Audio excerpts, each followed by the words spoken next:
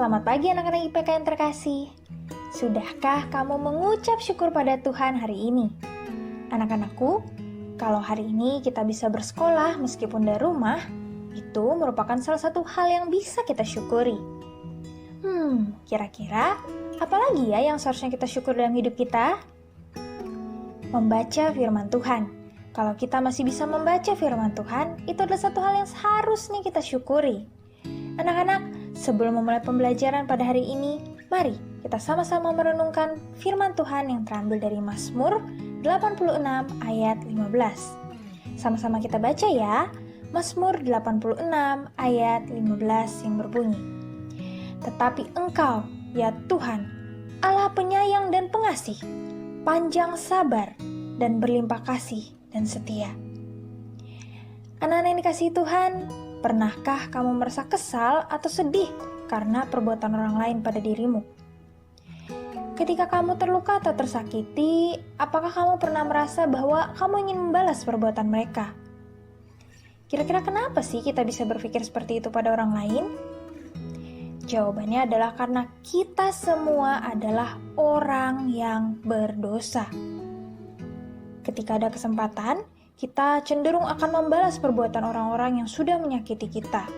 Atau, kalaupun kita tidak bisa, kita akan menyimpannya menjadi suatu bentuk amarah atau dendam. Kita merasa sulit untuk memaafkan orang lain. Anak-anak, kondisi seperti inilah yang dialami oleh Yunus. Ia tidak mau jikalau bangsa Niniwe yang jahat itu diampuni Tuhan. Yunus justru menginginkan agar Niniwe dihukum oleh Tuhan. Yunus menyaksikan sendiri bagaimana kejahatan bangsa Niniwe kepada bangsa Israel, bangsanya Yunus. Oleh karena itu, ketika ia mendapat perintah dari Tuhan untuk pergi ke Niniwe dan untuk menegur dosa-dosa mereka, Yunus tidak mau. Dia justru melarikan diri. Akan tetapi, Tuhan tetap memanggil Yunus. Yunus mengalami badai di tengah lautan, hingga akhirnya ia dibuang ke laut dan ditelan oleh ikan besar. Luar biasanya, Tuhan tetap membiarkan Yunus hidup, bahkan ia akhirnya sampai ke daerah Niniwe. Yunus pada akhirnya tidak bisa lari dari panggilan Tuhan. Yunus akhirnya pergi memberitakan pertobatan kepada bangsa Niniwe yang dibencinya itu. Meskipun Yunus sudah diselamatkan oleh Tuhan, namun Yunus sesungguhnya masih tidak rela bila orang-orang Niniwe itu diselamatkan. Meskipun Yunus sudah memberitakan pertobatan dari Tuhan, dalam hatinya ia berharap agar orang-orang Niniwe tetap tidak mau bertobat dan akhirnya mereka dihukum saja. Namun, di luar dugaan, raja dan orang-orang Niniwe justru mau bertobat dari kejahatan mereka. Dan akhirnya Tuhan tidak jadi menghukum mereka. Tapi, Yunus menjadi kesal dan marah kepada Allah. Sampai akhirnya Tuhan memakai pohon jarak yang dimakan ulat dalam sehari, barulah Yunus menyadari bahwa betapa Tuhan menyayangi bangsa Niniwe, melebihi sayangnya Yunus kepada pohon jarak tersebut.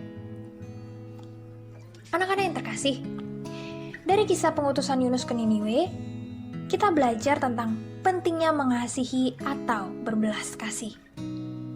Pertama, Tuhan menunjukkan belas kasih-Nya kepada kita dengan menyelamatkan kita dari dosa. Belas kasihan Tuhan kepada bangsa Niniwe ditunjukkan dengan memberikan kesempatan kepada bangsa Niniwe supaya bertobat dari dosa-dosanya. Belas kasihan Tuhan kepada Yunus ditunjukkan dengan memberikan kesempatan untuk hidup dan melayani. Demikian, belas kasihan Tuhan kepada kita ditunjukkan dengan mati di atas kayu salib untuk menebus kita dari dosa. Kita semua adalah manusia yang sudah jatuh dalam dosa. Sebagai manusia berdosa, kita tidak bisa menyelamatkan diri kita sendiri. Kita membutuhkan belas kasihan Tuhan untuk menyelamatkan kita. Anak-anakku, karena begitu besar kasih Allah akan kita, sehingga Allah mengutus anaknya yang tunggal, yaitu Yesus Kristus, untuk mati bagi kita supaya kita beroleh hidup yang kekal. Tuhan mau mati bagi kita bukan karena kita baik, tetapi karena Tuhan kasih-Nya yang besar itu kepada kita, manusia yang berdosa. Lalu, apa balasanmu kepada Tuhan Yesus yang sudah menunjukkan belas kasih-Nya dengan mati di salib karena dosa-dosamu? Mari kita menyenangkan hati Tuhan dengan mengasihi dan menaati Tuhan Yesus, menaati perintahnya, taat pada orang tua dan guru kita.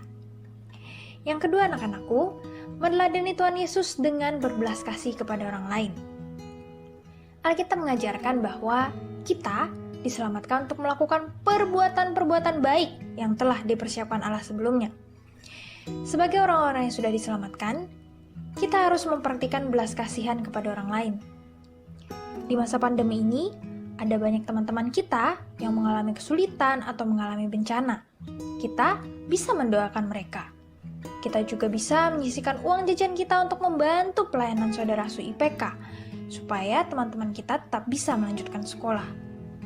Kita bisa juga mendoakan dan menceritakan kabar baik tentang belas kasih Tuhan Yesus kepada teman, saudara, atau anggota keluarga kita yang belum percaya kepada Tuhan Yesus. Anak-anak, ada satu bapak guru yang mengajar matematika di SMP IPK Puri. Di tengah kesibukannya mengajar, ia masih mau loh menjadi guru bimbingan belajar tanpa dibayar. Ia mengajar anak-anak yang kurang mampu. Padahal bapak guru tersebut sedang sakit dan dalam perawatan. Tapi bapak guru tersebut yang adalah Bapak Dedi Kristianto yang dipanggil Tuhan ke rumah Bapa di sorga di 22 Januari 2001 yang lalu, dalam masa sakitnya pun ia masih mau melayani orang lain. Bapak Dedi mau melakukan hal tersebut karena ia sudah terlebih dahulu menerima belas kasihan Tuhan dan ia ingin meneladani Tuhan Yesus dengan berbelas kasihan kepada orang lain. Bagaimana dengan kita? Apa wujud nyata belas kasihmu pada orang-orang sekitarmu? Mari kita meneladani Tuhan Yesus dengan memberikan belas kasihan kepada orang lain melalui perkataan dan perbuatan kita. Amin.